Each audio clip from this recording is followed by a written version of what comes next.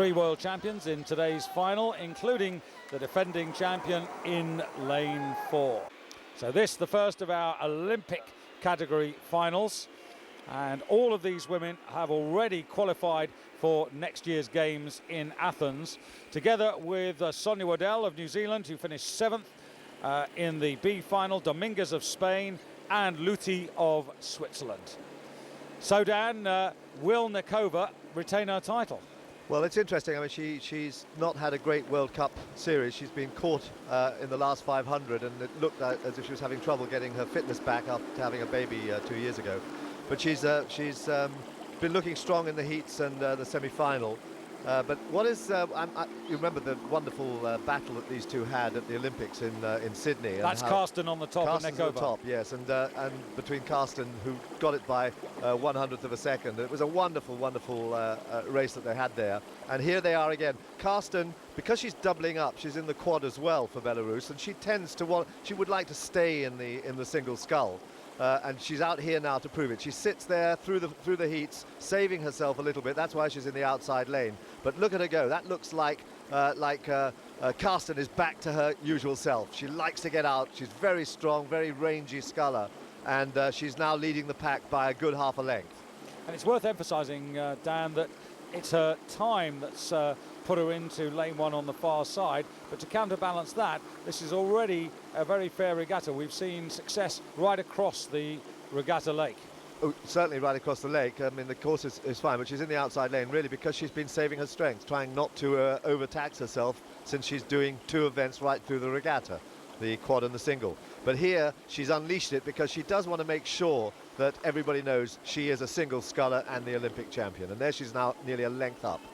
Yes, going after Katrin rutschow-stomporowski, who's pretty well together with Rumiana Nekova. But here is the 31-year-old double Olympic champion from Atlanta and also Sydney, who also, of course, won the world title in 97 and 99, in between times beginning her family. Absolutely. She's at 32.5 strokes a minute, and you can see her boat travelling really well. She really is an exceptionally good sculler. She's got all the right attributes, long levers, long arms and legs, but she sculls so well as well.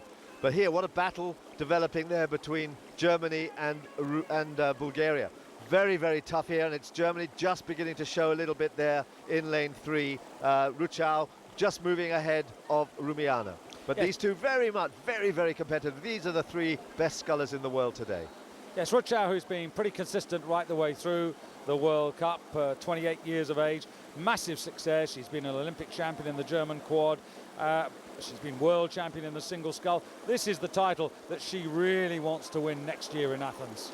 I'm surprised here at Julia Levina of Russia here, nearest to the screen there. She was silver medalist in 2001, 6th last year, and here she is trailing again. She's just not being competitive.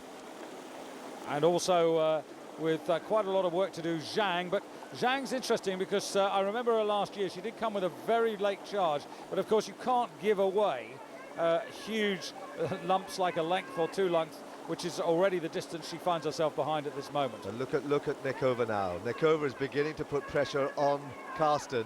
She's just beginning to eat back at that lead. Not dropped Rutschow, who's staying there very much in the picture as well. But on the far side, Karsten trying to maintain this lead against Nekova, who has taken back, just in the last 40 strokes, she's taken back a good half length. And in fact, it's the Chinese sculler who, as you can see, is trailing the field by a long, long way. But Karsten now being tackled by Nekova on the near side. Rutschow, the meat in the sandwich between those two, still looking plenty comfortable, yeah. Katrin Rutschow. Yeah, but very, very different styles there from Karsten and Nekova. Nekova's not a very big sculler. She's not very tall, but she's very strong. But you see, she sits low in the boat, but she has a big, long finish at the end of the stroke to push it on, and she's gone right past Karsten now. She's gone past her, and you can see the way that she sends the boat at the finish of the stroke so that she maximizes the amount of time that the blades are in the water propelling the boat. Well, I must say, Dan, I still remember that Sydney wait. What was it, 29 minutes? Something outrageous like that. And I think it was pretty outrageous that they didn't give them both a gold medal. And if that happens again, I think they should give them a gold medal each, because it almost felt like a manufactured 100th to split them. You can see the difference in styles there now. Nekova just having a quick look across there. She knows at halfway here that she's pretty well got her. And here comes Rutschow now. Rutschow putting pressure on both of them. Three of them all have been world champions. One Olympic champion there on the far side. What a great sight there, those three great scullers.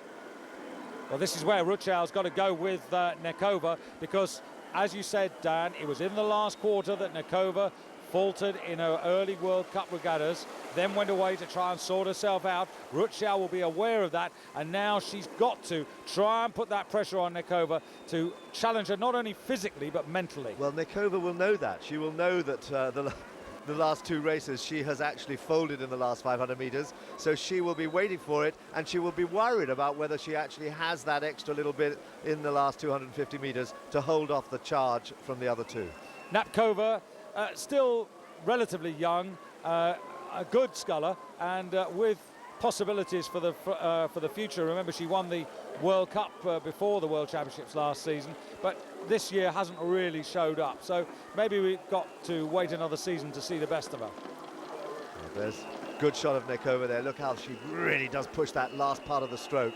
And she can feel, here comes Karsten again. Is this going to be Karsten? Because Karsten has great powers of recovery. She's been led before, and then she comes storming in at the end.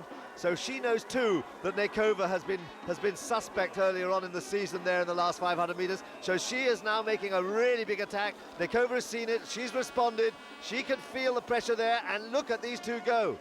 Yeah, but I tell you what, Nekova is moving every bit as fast as those two, and she's not letting them close on them. It's a battle for me, Dan, between Rutschow in the blue boat closest to you for that silver medal and Karsten on the far side, because they're surely not going to catch Nekova. She has gone.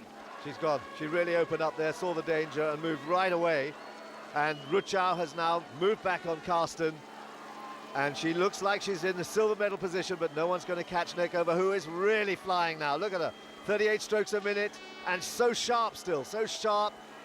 Taking quite a lot with the arms there, bit of an arm catch as she takes the stroke, but look how she drives the legs. So Rumiana Nekova coming towards the line. This has been an excellent performance by her. For me, Rutschow a little disappointing in second place, and that renewed charge, very short-lived, of Karsten at the end of the day. She takes bronze, but who's to say the order in 12 months' time will be as it is today. And then Napkova in fourth place, and Zhang just out sprinting Lavinia for fifth place. Yeah, a bit disappointing from Lavinia. I would have expected her to be more competitive. And she brought it home in 1:48.93. It's going to be hard to beat in Athens, I reckon.